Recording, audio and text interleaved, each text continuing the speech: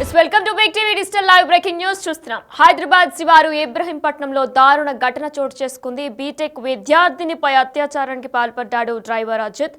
Ibrahimpatnam PS పరిధిలో మంగళపల్లిలో ఈ ఘటన చోటు చేసుకున్నట్లు తెలుస్తుంది. ప్రైవేట్ హాస్టల్లో ఉంటూ బీటెక్ చదువుతున్న యువతి సెమిస్టర్ ఎగ్జామ్స్ కోసం హాస్టల్లో ఉండి చదువుకుంటున్నట్లు కూడా తెలుస్తుంది. అయితే చదువుకుంటున్న యువతిపై అత్యాచారానికి పాల్పడ్డాడు డ్రైవర్ అజిత్. హాస్టల్ గదిలోకి వెళ్లి అత్యాచారానికి పాల్పడినట్లు కూడా తెలుస్తుంది. అయితే అర్ధరాత్రే పోలీసులకు సమాచారం ఇచ్చింది యువతి. నిందితుని అదుపులోకి తీసుకున్నట్లు కూడా పోలీసులు తెలుస్తుంది. మరి ఇదే అంశంపై మరింత సమాచారం మా ప్రతినిధి సాగర్ లైవ్ లో అందిస్తారు. ఎస్ సాగర్, అయితే ఈ ఘటన నిన్న చోటు చేసుకున్నట్లు తెలుస్తుంది. ఎప్పుడు చోటు చేసుకుందంటే ఏ సమయానికి చోటు చేసుకుంది? మరి అయితే డ్రైవర్ లోపలికి రావడానికి సెక్యూరిటీ వాళ్ళు ఎవరు కూడా అడ్డుకోలేదా? డీటెయిల్స్ ఏంటి?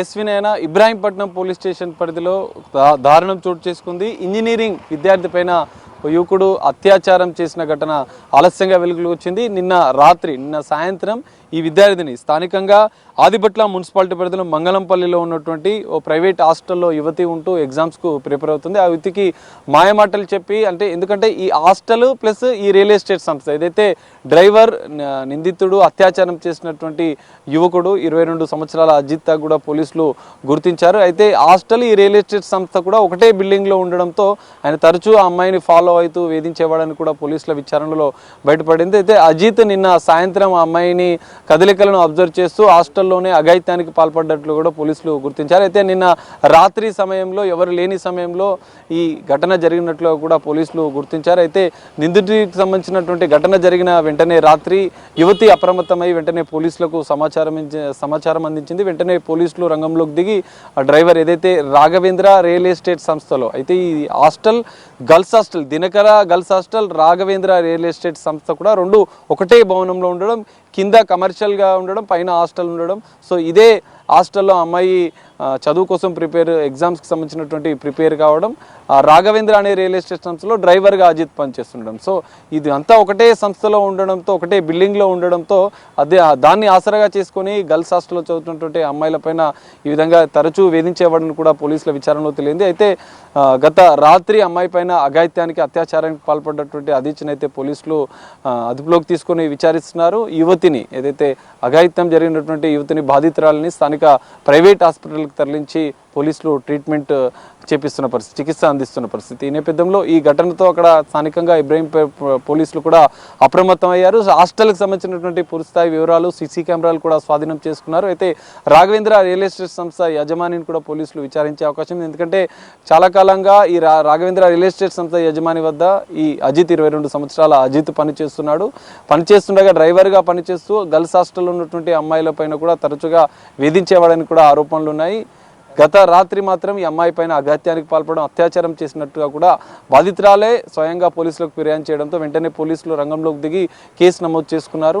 సీసీ కెమెరాల ఆధారంగా ఈ నిందితుడికి సంబంధించినటువంటి బాధితురాలి స్టేట్మెంట్ తీసుకొని నిందితుడిని అదుపులోకి తీసుకుని ఇబ్రాహీంపట్నం పోలీసులు అయితే విచారిస్తున్న పరిస్థితి. అయితే తమ అమ్మాయి పైన ఇంత దారుణం జరిగిందంటూ తల్లిదండ్రులు కూడా పోలీసులను ఆశ్రయించారు. ఈ నేపథ్యంలో అత్యాచారం జరిగిన నేపథ్యంలో తమ అమ్మాయికి సంబంధించినటువంటి వివరాలు కూడా వెల్లడించవద్దు, ఈ ఘటనకు సంబంధించినటువంటి అంశాల్లో మేమేమో మాట్లాడలేమని చెప్పి తల్లిదండ్రులు మాత్రం తమ ఆవేదనను వ్యక్తం చేస్తున్నారు. నిందితుడిపైన ఖచ్చితంగా కఠిన చర్యలు తీసుకోవాలని చెప్పి ఆ తల్లిదండ్రులు డిమాండ్ చేస్తున్న పరిస్థితి కనిపిస్తుంది. మరికొద్ది సేపట్లో పోలీసులు కూడా దీనికి సంబంధించినటువంటి పూర్తి వివరాలు కూడా వెల్లడించే అవకాశం అయితే కనిపిస్తుంది. వినయన సాగర్, మరి హాస్టల్లో భద్రతా లోపం వల్ల కూడా ఇటువంటి దారుణాలు జరగవచ్చు. మరి హాస్టల్లో యాజమాన్యంపై కూడా పోలీసులు ఫిర్యాదు ఏమైనా పెట్టంటే కేసు ఏమైనా నమోదు చేశారా? ఎస్వినైనా ఖచ్చితంగా మీరు చెప్పినట్లు, ఎందుకంటే జనరల్గా హైదరాబాద్లో కుప్పలు తెప్పలుగా గల్లీకి చూసినా కూడా ప్రైవేట్ హాస్టల్ కనిపిస్తుంది. నిబంధనలకు విరుద్ధంగా, అంటే జనరల్గా అమ్మాయి హాస్టల్ ఉంటే ఒక సెక్యూరిటీ ఉండడం, సీసీ కెమెరాల పర్యవేక్షణ ఉండడం, ఒక వార్డెన్ ఎప్పటికప్పుడు అన్ని పర్యవేక్షిస్తున్న అమ్మాయిలకు సంబంధించిన విషయంలో కొన్ని భద్రతాపరమైనటువంటి చర్యలు తీసుకోవాల్సి ఉంటుంది.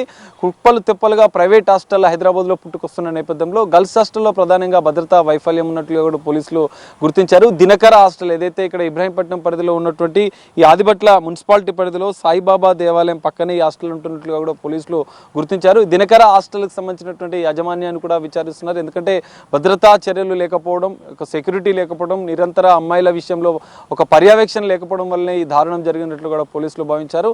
ఇటు హాస్టల్ పైన కూడా, హాస్టల్కి సంబంధించినటువంటి యాజమాన్యుల పైన కూడా పోలీసులు చర్యలు తీసుకునే అవకాశం ఉంది. నిబంధనలు పాటించకుండా ఇట్లాంటి అక్రమంగా హాస్టల్ నిర్మించడం, హైదరాబాద్లో అనేక ప్రాంతాల్లో ఇలాంటి హాస్టల్ను ఈ నేపథ్యంలో పోలీసులు కూడా ఈ హాస్టళ్ల పైన కూడా ప్రత్యేక నిఘా ఏర్పాటు చేసే అవకాశం ఉంది. ప్రధానంగా ఈ ఘటనలో అత్యాచార బాధితురాలు స్టేట్మెంట్ తీసుకున్న అనంతరం కూడా పోలీసుల నిందితుడిపైనతో పాటుగా అక్రమంగా హాస్టల్ ఏదైతే నిబంధనలకు విరుద్ధంగా ఎలాంటి భద్రతా చర్యలు చేపట్టకుండా, కనీసం సెక్యూరిటీ లేకుండా, ఒక వార్డెన్ లేకుండా, అమ్మాయిల పర్యవేక్షణ లేకుండా హాస్టల్ నిర్వహించడం పట్ల పోలీసులు తప్పుపెట్టారు. ఇటు హాస్టల్ యజమాని పైన కూడా చర్యలు తీసుకునే అవకాశం ఉంది. ప్రధానంగా అత్యాచారానికి పాల్పడ్డటువంటి నిందితుడిని అయితే పోలీసులు విచారిస్తున్న పరిస్థితి. ఇప్పటికే అరెస్ట్ చేశారు. ఈ ఘటన ఎందుకు చేయాల్సి వచ్చింది, గతంలో కూడా అమ్మాయిలను కూడా ఏమైనా వేధించాడా అన్న కోణంలో కూడా పోలీసులు దర్యాప్తు చేసి తల్లిదండ్రులు అయితే ఖచ్చితంగా తమ అమ్మాయి పైన ఇంత అఘాత్యానికి, దారుణానికి పాల్పడ్డ నిందితుని అయితే ఖచ్చితంగా కఠిన చర్యలు తీసుకోవాలని చెప్పి వాళ్ళు డిమాండ్ చేస్తున్న పరిస్థితి. ఇబ్రాహీంపట్నం ఏసీపీ పర్యవేక్షణలో ఈ దర్యాప్తు పూర్తిగా కొనసాగుతుంది. బాధితురాలు ఆసుపత్రిలో చికిత్స పొందుతున్నట్లుగా కూడా తెలుస్తుంది. తల్లిదండ్రులు కూడా ఖచ్చితంగా నిందితుపైన కఠిన చర్యలు తీసుకోవాలి. బాధితురాలు చికిత్స తీసుకుంటున్న నేపథ్యంలో పోలీసులు ఇటు బాధితురాలు స్టేట్మెంట్ కూడా మరోసారి తీసుకునే అవకాశం ఉంది. తీసుకున్న అనంతరం కూడా నిందితుపైన పలు సెక్షన్ల మీద కేసు నమోదు చేసి దర్యాప్తు చేసే అవకాశం అయితే మనకు ఖచ్చితంగా కనిపిస్తుంది. వినయన సాగర్, మరి హాస్టల్ అంటే కూడా ఎంతో మంది అమ్మాయిలు చదువుకుంటూ కూడా అక్కడ నివసిస్తున్నారు. మరి ఆ విద్యార్థినులు ఎవరైనా సరే దీని మీద మాట్లాడారా? అంటే ఎటువంటి భద్రతా లోపం, ఎటువంటి భద్రతకు సంబంధించి కూడా ఎటువంటి సెక్యూరిటీ ఉండదు అని వాళ్ళు ఏమైనా మాట్లాడారా?